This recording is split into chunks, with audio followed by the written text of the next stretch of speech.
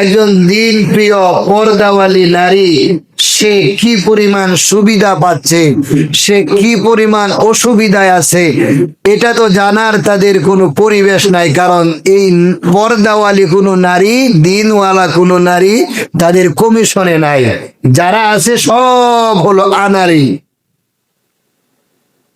তাহলে যে কমিশনটা গঠন করছে, এই কমিশন গঠনে একজন দিনদার নারী না থাকায়, পর্দা নিশীন নারী না থাকায়, আমরা এই কমিশন যারা করছে ডক্টর ইউনূস সহ, আমরা তাকে ঘৃণা ভরে তাকে আমরা প্রত্যাখ্যান করছি।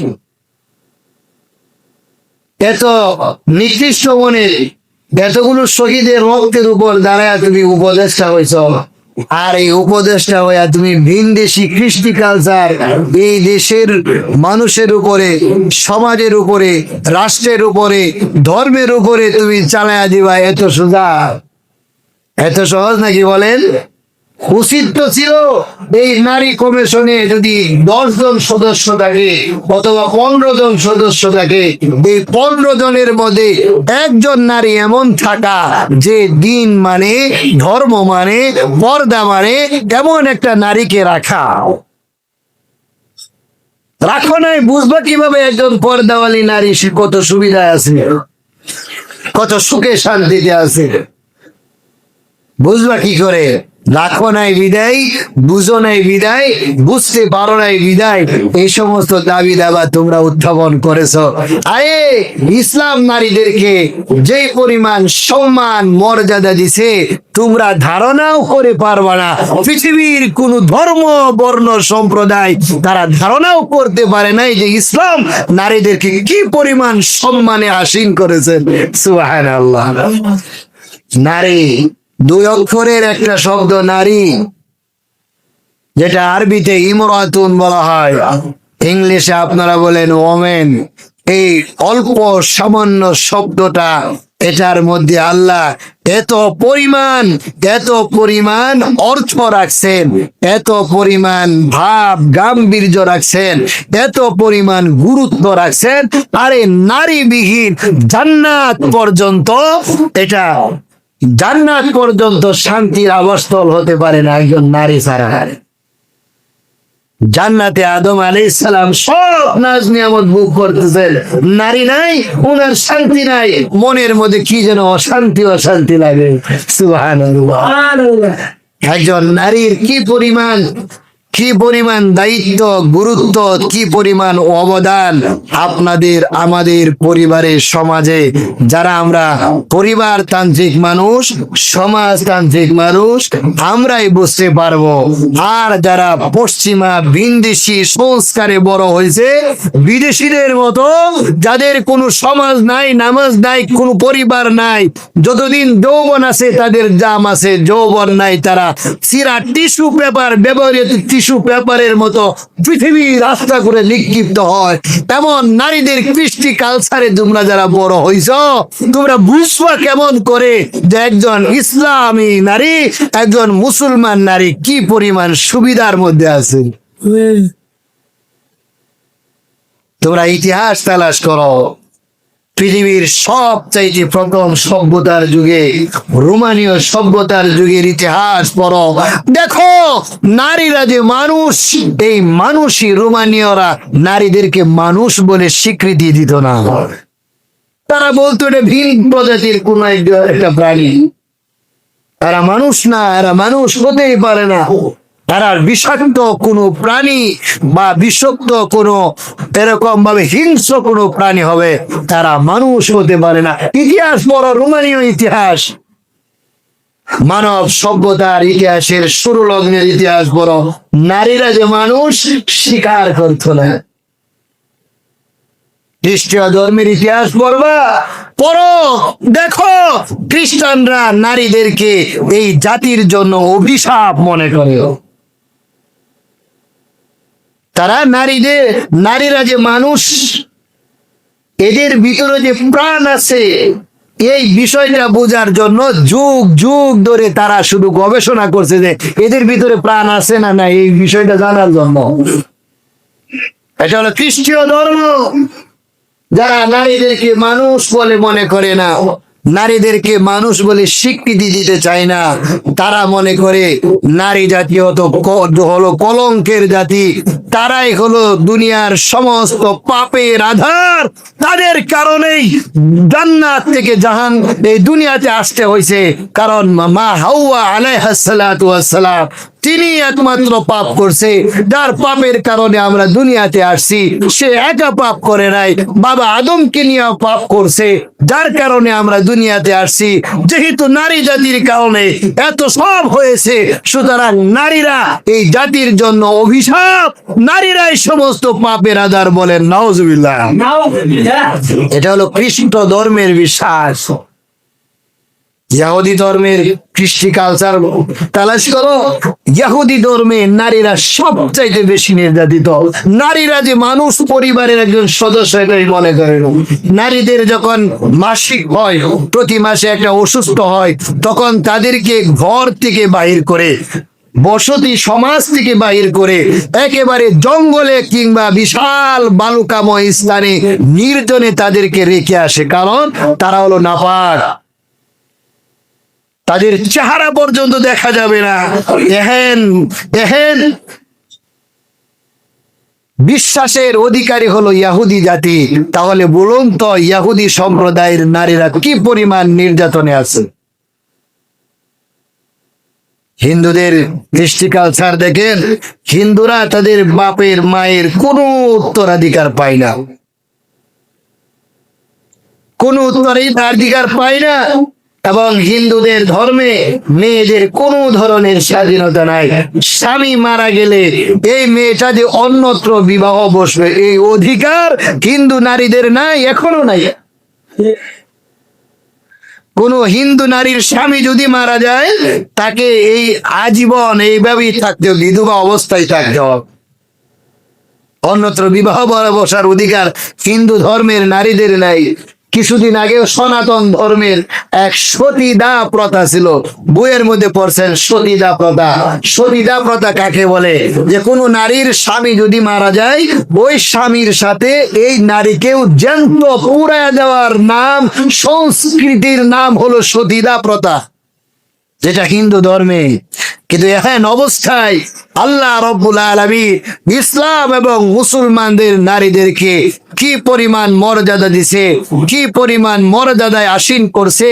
আল্লাহ কোরআনে যখন আয়াতটা নাজিল করছে, মেয়েদের কথা আগে বলছেন, ইয়াহাবু লিমান ইয়াশাউ ইনাসা ওয়া ইয়াহাবু লিমান ইয়াশাউ যুকুর। আমি আল্লাহ যাকে চাই কন্যা সন্তান দান করি, যাকে চাই আমি ছেলে সন্তান দান করি। সুবহানাল্লাহ। আগে মেয়ের কথা বলছে, যাকে আমি আল্লাহ চাই মেয়ে দেই, যাকে চাই ছেলে দেই। ছেলের আগে মেয়েকে আল্লাহ অগ্রাধিকার দিচ্ছে। এমন সময় আল্লাহ আয়াতটা নাজিল করছে, যেই যুগে আরবরা পর্যন্ত নারীদেরকে সম্পূর্ণ দাসী রূপে ব্যবহার করত। গরু, ছাগল, হাঁস, মুরগির মতো বাজারে বেচা কেনা হইতো নারীরা। নারীদের কোনো স্বাধীনতা ছিল না, ব্যক্তিগত সামাজিকগত কোনো ধরনের স্বাধীনতা ছিল না। আরে কোন বাবার ঘরে মেয়ে সন্তান জন্ম নিলে বাবা সবচাইতে বেশি অপমানিত হইতো বিদায় মেয়েকে জয়ন্ত মাটিতে পুঁতে দিত। যেই যুগে, যেই সময়ে এহেন মুহূর্তে আল্লাহ আয়াত নাজিল করছে, ইয়াহাবু লিমান ইয়াশাউ ইনাসা ওয়া ইয়াহাবু লিমান ইয়াশাউ যুকুর। দুনিয়ার মানুষ, তোমরা মেয়েদেরকে অবজ্ঞা করো, ন্যায় প্রতিপন্ন করো, শোনো, জানো, দেখো আমি আয়াত কেমন করে নাজিল করি। আমি আয়াতের মধ্যে প্রথমে নারীর কথা বলছি, তারপরে পুরুষের কথা বলছি। এই আয়াতের মাধ্যমে আল্লাহ রব্বুল আলামিন নারীদের শান, মান, ইজ্জত আল্লাহ বাড়ায়া দিয়েছেন। সুবহানাল্লাহ। যেই যুগে পৃথিবীর কোন ধর্মে, কোন গোত্রে, কোন সম্প্রদায়ে, কোন কৃষ্টি কালচারে মেয়েদের ন্যূনতম সম্মান, ইজ্জত ছিল না, সেই যুগে আল্লাহ আয়াত নাজিল কইরা মেয়েদের সম্মান বাড়ায়া দিয়েছে। সুবহানাল্লাহ। নবী আলাইহিস সালাতু ওয়াস সালাম গত সপ্তাহে আলোচনা হয়তো রিপিট হবে, তারপরেও বলি, নবী আলাইহিস সালাতু ওয়াস সালাম ফরমাইছেন যে ঘরের মধ্যে সর্বপ্রথম কন্যা সন্তান জন্ম নেয় সেই ঘরের মধ্যে রহমতের বৃষ্টি বর্ষিত হতে থাকে, রহমতের বৃষ্টি বর্ষিত হইতে থাকে। এবং এই ঘরের মধ্যে তাৎক্ষণিক একদল ফেরেশতা আল্লাহ প্রেরণ করে, ফেরেশতারা এসে পরিবারের প্রত্যেকটা সদস্যের মাথার মধ্যে হাত বুলায়, মারহাবা জানায়, স্বাগত জানায়, সুবহানাল্লাহ বলেন। এবং একজন ফেরেশতা কিয়ামত পর্যন্ত এই ফ্যামিলির জন্য নিযুক্ত থাকে, কিয়ামত পর্যন্ত এই ফ্যামিলিকে ওই ফেরেশতা সে সহযোগিতা করতে থাকবে, এই ফ্যামিলির জন্য মাগফিরাত কামনা করতেই থাকবে, করতেই থাকবে, করতেই থাকবে। সুবহানাল্লাহ ওয়া বিহামদিহি। এখন যুগে আয়াত হাদিস গুলো বর্ণনা করছেন যে যুগে নারীরা যে মানুষ সেটা কেউ বিশ্বাস করতো না। এরপরেও নারীদের ইজ্জত তালাশ করো। নবী আলাইহিস সালাতু ওয়াস সালাম ফরমাইছেন যে তোমরা ছেলেদের চাইতে মেয়েদেরকে বেশি আদর করো, কারণ মেয়েরা কোমলমতি হয়, তারা খেদমতগার হয়, বিশেষ করে বাবার প্রতি মেয়েরা খুব যত্নশীল হয়, দয়াময়ী হয়, বাবার প্রতি মেয়েরা সব সময় কোমল থাকে। এই জন্য বাবাদেরকে বলছেন, এই শোনো, খালি শুধু ছেলে ছেলে করো এমন নয়, মেয়েদেরকে তোমরা বেশি আদর করো। মেয়ের ব্যাপারে বলছেন, এই জন্য যে ঘরের মধ্যে মেয়ে আছে সেই ঘরের মধ্যে অনবরত রহমত বর্ষিত হতেই থাকে। এই জন্য দেখবেন যত মেয়ের, যে ফ্যামিলির মধ্যে যত বেশি মেয়ে, ওই ফ্যামিলির মধ্যে বরকত তত বেশি, আপনি বুঝে দেখবেন। কারণ আল্লাহর পক্ষ থেকে রহমত বর্ষিত হতে থাকে। অথচ তারা কমিশন করে নাকি মেয়ের সম্মান ইজ্জত বাড়াইবে। আরে মেয়ে কি জিনিস, নারী কি জিনিস চিনো, জানো, বুঝো।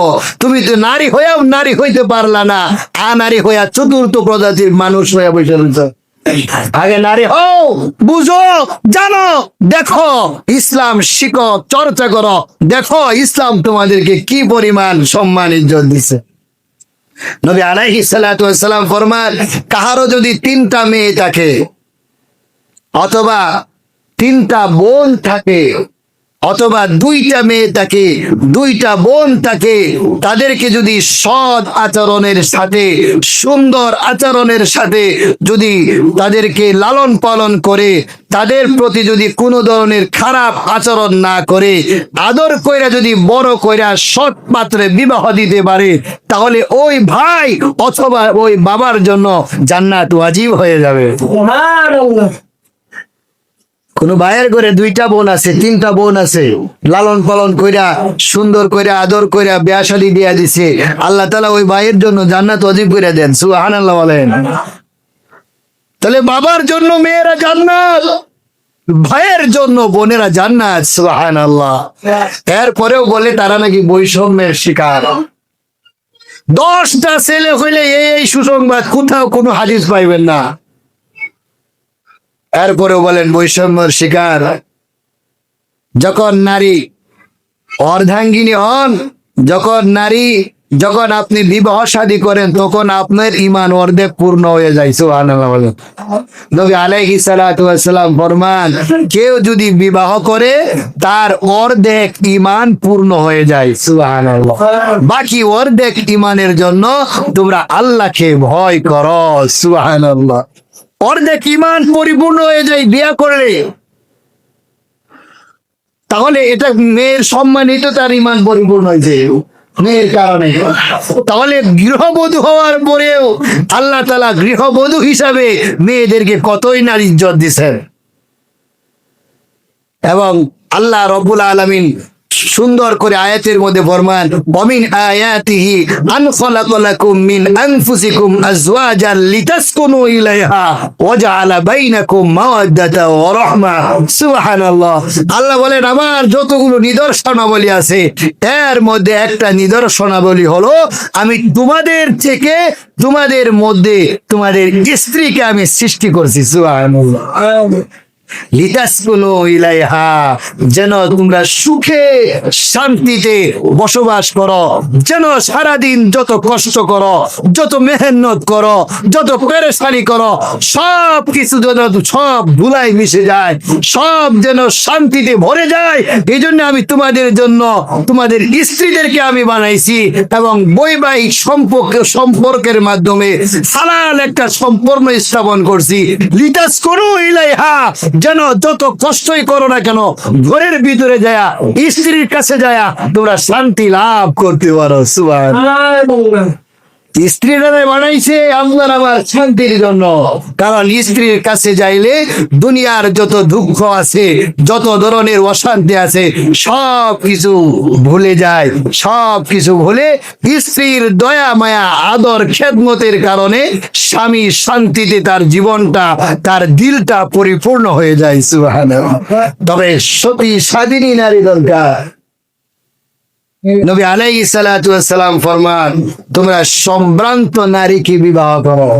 সুন্দর দেখা, এই দেখে সেই দেখে, মডেল দেখা, উলঙ্গ অবস্থায় চলতে পারে এই জন্য ভাব ভঙ্গি দেখাইতে পারে দেখা মেয়েদের প্রেমে আসক্ত হয়ে যায় না। সম্ভ্রান্ত সতী স্বাধীনী নারীকে যদি বিয়ে করতে পারো, এমনিতেই অর্ধেক ঈমান তোমার পরিপূর্ণ হয়ে যাবে। সুবহানাল্লাহ। এই জন্য তোমাকে আমলের উপর রাখতে অবশ্যই সতী স্বাধীনী নারী খুব দরকার। এই জন্য গৃহবধূ হিসাবেও আল্লাহ রাব্বুল আলামিন নারীদের মর্যাদা বাড়াইছেন, এবং আপনি যে পরিপূর্ণ ঈমানদার এই জন্য নারীর সার্টিফিকেট দরকার। আকমালুল মুমিনিনা ঈমানান আহসানুহুম খুলুকা ওয়া খিয়ারুকুম খিয়ারুকুম লিনিসাইকুম, তোমাদের মধ্যে ওই ব্যক্তি পূর্ণ ঈমানওয়ালা যার চরিত্র ভালো, আর তোমাদের মধ্যে ওই ব্যক্তির চরিত্র ভালো যে তার বউয়ের কাছে ভালো। সুবহানাল্লাহ। বাইরে যায় যতই ফুরাঙ্গিরি দেখাও, এই করে সেই করে লাভ নাই। নিজের বউ যদি খারাপ বলে, নিজের বউ যদি খারাপ বলে, দুনিয়ার সবার কাছেই তুমি খারাপ। এই জন্য তোমাদের মধ্যে ওই ব্যক্তি চরিত্রবান যে তার স্ত্রীর কাছে চরিত্রবান, আর ওই ব্যক্তি পরিপূর্ণ ঈমানওয়ালা যার চরিত্রটা ভালো। সুবহানাল্লাহ ওয়া বিহামদিহি। এই জন্য আপনি ভালো মুসলমান না খারাপ মুসলমান, বউ আপনারা সার্টিফিকেট দিবেন। তাহলে বউরে আল্লাহ কত সম্মান দিছে, মা হিসাবে কতই না কি করছে, মা হিসাবে। এবং এই মায়ের সম্মান আরো জানেন, একজন মা যখন পেটে সন্তান ধারণ করে, যখন বীর্যটা কেবলমাত্র মায়ের পেটে ধারণ করলো, তখন থেকে নিয়া সন্তান প্রসব করার পর থেকে নিয়া দুধ পান করানোর 2 বৎসর পর্যন্ত, এত লম্বা সময় সারা দিন ভর রোজা রাখলে যে সব, সারা রাত্র নফল ইবাদত করলে যে সব, সেই পরিমাণ সব এই মহিলার আমল নামায় অনবরত ঢুকতেই থাকে। কোন নারী সন্তান প্রসবের সময় যদি মারা যায়, সন্তান প্রসবের অবস্থায় যদি কোনো নারী মারা যায়, শহীদ অবস্থায় মরলে, যুদ্ধের ময়দানে জিহাদ করতে করতে শহীদ হইলে যেই পরিমাণ মর্যাদা, যেই পরিমাণ সওয়াব, আল্লাহ তাআলা সেই মহিলাকে সেই পরিমাণ মর্যাদা, সেই পরিমাণ সওয়াব তার আমলনামায় দিয়ে দেন। সন্তানকে প্রতি ফুটা দুধের বিনিময়ে আল্লাহ সৎকারের সব দান করে। তাহলে মেয়েদেরকে কোন দিক দিয়ে ঠকাইছেন বলেন? তারা একটা কথা বলে যে লিযাকারি মিসলু হাযিল উনসায়াইন। কুরআনুল কারীমে আল্লাহ রাব্বুল আলামিন ছেলেদেরকে 2 ভাগ বলছেন, মেয়েদেরকে 1 ভাগ বইলা তারা মেয়েদের প্রতি বৈষম্য করেছেন। নাউজুবিল্লাহ বলেন। আরে যাদের কোনো খরচের খাতই নাই তাদেরকে 1 ভাগ দিছে, আর যাদের খরচের খাত 3টা, বড় বড় 3টা, কমপক্ষে 3টা, তাদেরকে দিছে মাত্র 2 ভাগ। যাদের একেবারেই খাত নাই, খরচের খাত নাই, তাদের দিছে 1 ভাগ। আর যার 3টা বড় বড় খাত আছে, যেগুলো ছাড়া কোনো উপায় নাই, তাদেরকে দিছে মাত্র 2 ভাগ। তাহলে বলুন, 1 ভাগ দিয়া ঠকাইছে নাকি 2 ভাগ দিয়া জিতাইছে? কোন 1 ভাগ দিয়া নারী ঠকছেনি? কারণ তাদের কোনো খাতই নাই। কারণ একজন ছেলে মানুষ, একজন ছেলে যখন সে সাবালক হয়ে গেল, সাবালক হয়ে যাওয়ার পর থেকে তার উপরে বাবার আর কোনো দায়িত্ব নাই। তার বিবাহ শাদী, লেখাপড়া, জীবন গড়ার যত কিছু আছে সব এই ব্যক্তি এই ছেলেটারই দায়িত্ব। এখানে বাবার আর কোনো দায়িত্ব নাই। কিন্তু একজন মেয়ের ক্ষেত্রে এই মেয়েটা বড় হয়ে বিবাহ শাদী দেওয়ার আগ পর্যন্ত তার খাদ্য, বস্ত্র, চিকিৎসা, বাসস্থান যা আছে সব কিছুই হলো বাবার দায়িত্ব। বাবা নাই, বড় ভাইয়ের দায়িত্ব। কিন্তু এই মেয়ের কোনো দায়িত্ব নাই, তার খরচের কোনো খাত নেই। যখন বিবাহ হলো, ছেলে বিয়ে করলো, ছেলে বিবাহ করলে ওই স্ত্রীর যত ধরনের ভরণ পোষণ আছে, যাবতীয় ভরণ পোষণের দায়িত্ব একমাত্র স্বামীর। কিন্তু স্ত্রী যখন বিবাহ বসলো, স্বামীর কোনো কিছু করার, অর্থাৎ স্বামীকে এই ভরণ পোষণ, খাদ্য, বস্ত্র, বাসস্থানের কোনো দায়িত্ব স্ত্রীর নাই, বরং স্ত্রীর সমুদয় দায়িত্ব পালন করবে কে? তার স্বামী। এরপরে এই ছেলেটার যখন সন্তান হইল, সন্তান হওয়ার পরে সন্তানের যাবতীয় ভরণ পোষণ, খাদ্য, বস্ত্র, বাসস্থান, চিকিৎসা, লেখাপড়া যা কিছু আছে সব কিছু হলো ওই বাবা। কিন্তু মায়ের কোনো দায়িত্বই নাই। তাহলে বলুন, 2 ভাগ পাইছে ছেলে, পাওয়ার পরে তার 3 ধরনের খাত, যেগুলো আদায় না করলে তার কোনো উপায় নাই, তারে দিছে মাত্র 2 ভাগ। আর একটা মেয়ে যার বাবার ঘরে থাকতেও তার কোনো খাত নাই, স্বামীর ঘরে যাওয়ার পরেও কোনো খাত নাই, সন্তান হওয়ার পরেও তার কোনো খরচের কোনো খাত নাই, তারে যে 1 ভাগ দিছে, এটা কি কম হয়েছে না বেশি হয়েছে বলেন? তাহলে যারা বলে সমান অধিকার বইলা, যারা সমান সমান ভাগ করতে চায়, তারা দিন কি জিনিস, ধর্ম কি জিনিস, ইসলাম কি জিনিস দেখে নাই, বুঝে নাই, বুঝার জন্য কোনোদিন চেষ্টাও করে নাই। এই জন্য এরা নারীও না, পুরুষ না, ইসলাম না, আনারি 4র্থ শ্রেণীর প্রাণী। বলেন ঠিক না বেটি? এদের কথায় যদি ডক্টর ইউনূস কর্ণপাত করে, তাহলে তাকেও বঙ্গোপসাগর পাড়ি দিয়ে অন্য কোথাও যাইতে হবে, কারণ বাকি 3 দিক দিয়ে তো ইন্ডিয়া যারা গ্রহণ করবে না। কিন্তু মুসলমান সমাজে কোরআন এবং সুন্নাহর উপরে যদি উনি হাত দেয় কোনোভাবে, কারো প্ররোচনায় পড়ে, তাহলে 24 ঘন্টা উনি এই দেশের মাটিতে টিকতে পারবে না ইনশাআল্লাহ। বাংলার জনগণ এটা মানবে না। এহের কিছু দাবি দাবানিয়া হেফাজতে ইসলাম আপনাদেরকে আহ্বান করেছেন। এই হলো একটা দাবির উপরে সামান্য কিছু আলোচনা করলাম। 2 নাম্বার হলো বিবাহ, তালাক, জন্ম মৃত্যুর তত্ত্ব ডিজিটাল পদ্ধতিতে আদান প্রদান করে কম বয়সে বিবাহ ও বহু বিবাহ প্রতিরোধের উদ্যোগ। এই মহিলা কমিশনে তারা এই করতেছে যে অনেক সময় দেখা যায় যে ছেলের বয়স 18 হয়েছে না, কিন্তু আমরা অন্যভাবে চিন্তা ভাবনা করিয়া তার বয়স বাড়ায়া হইলে কি করি, আমরা বিবাহটা দিয়ে দিই। কারণ ইসলামে তো বলছে বালক হইলে, বালিকা হইলে তাকে বিবাহ দিয়ে দাও। সরকার কি আমার সাথে খবরে যাইবে? ইসলামের সাথে সরকারের কোনো সম্পর্ক আছে নাকি? আমার ধর্ম আমার কাছে, সরকারের কি এখানে? এরপরেও 18 বছরের কম বা বিভিন্ন আইনি ভাবে জটিলতায় পড়তে হয়। এই জন্য বয়স কমায় আমরা অনেক সময় বিবাহ সরিয়ে ভাবে যেহেতু বৈধ, এই জন্য আমরা বিবাহটা দিয়ে দিই। তো বয়স কমায় বিবাহ দিলে এটা তাদের খুব অসুবিধা। কিন্তু বাল্য প্রেমিকা যে আছে, বালে কইছে না প্রেমিক প্রেমিকা লয়ে ঘোরাফেরা করতেছে, এটার মধ্যে কোনো উদ্যোগ নাই।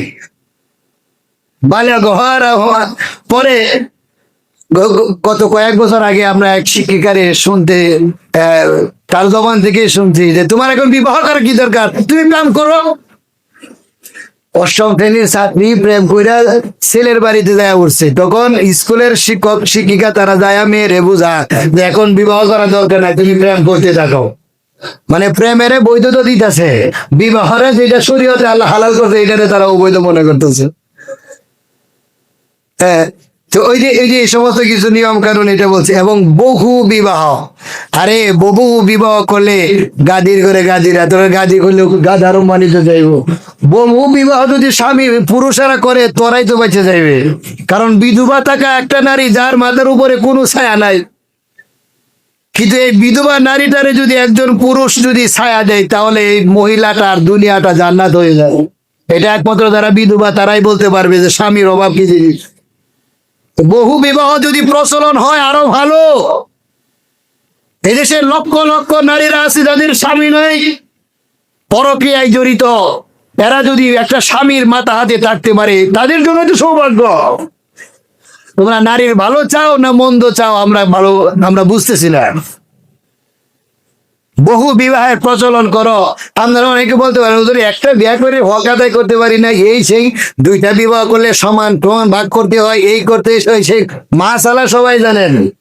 কিন্তু একটা বিবাহ করে বউয়ের পূর্ণভাবে তার মন জয় করতে পারছেন শত শত মানুষ। একজন বীর পুরুষ হাত উঠান দেখি যে আমি একটা বিয়া করে বউয়ের 100% সন্তুষ্ট করে রাখতে পারছি, বউয়ের আমার উপরে কোনো অভিযোগ নাই, এমন একটা বীর পুরুষ হাত উঠান দেখি। একটা বিয়া করছেন বউয়ের পূর্ণ হক আদায় করে বউয়ের মন জয় করে রাখছেন, এমন কেউ আছেন নাকি? তাহলে দুইটা বিয়া করার ক্ষেত্রে এত কেন মাপকাঠি আপনাদের তালাশ করতে হয় যে এই করতে হয় সেই তরমুজ একটা কিনা 2 ভাগ করতে হয়, এত কিছু? দুই বউয়ের ক্ষেত্রে ইনসাফ তালাশ করে বোঝা যায় এক বউ লইয়া খুব ইনসাফের সাথে আছে। নারী এমন জিনিস, 30 বছর সংসার করে একদিন জর্দার করতে আনবেন না, অথবা আলুর কথা বলে দিছে একদিন আলু আনতে দেরি করছে, দেখবেন যে সারা জীবনের সব তপস্যা সব শেষ। মা রয় তুমি ফয়রন কত, বুখারী মুসলিমের হাদিস, নবী বলছেন যে সে বলবে তোমার ঘরে আয়া বালা কোনো কিছু পাইলাম না। 30 বছরের সব জলাঞ্জলি দিয়ে দিবে একটু ফার্স্ট থেকে দেবো জর্দার করতে লাগি।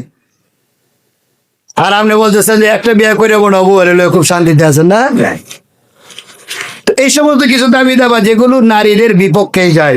3 নম্বর আর একটা আছে বিবাহ, তালাক, বরণ পোষণ, দেনমোহর, অভিভাবকত্ব, নাগরিকত্ব সহ বিভিন্ন বিষয়ে নারী পুরুষের সমান অধিকার প্রতিষ্ঠার দাবির মাধ্যমে ইসলামী আইনের নারী পুরুষের স্বতন্ত্র ভূমিকা ও দায়িত্ব স্বীকার করা হয়। আসলে কি যার যেটা দায়িত্ব এর সাথে অতিরিক্ত নিলেই বেড়াল। যার কাজ তারে সাজে, অন্য নিলে গাড়ে বাজে, একটা কথা আছে না?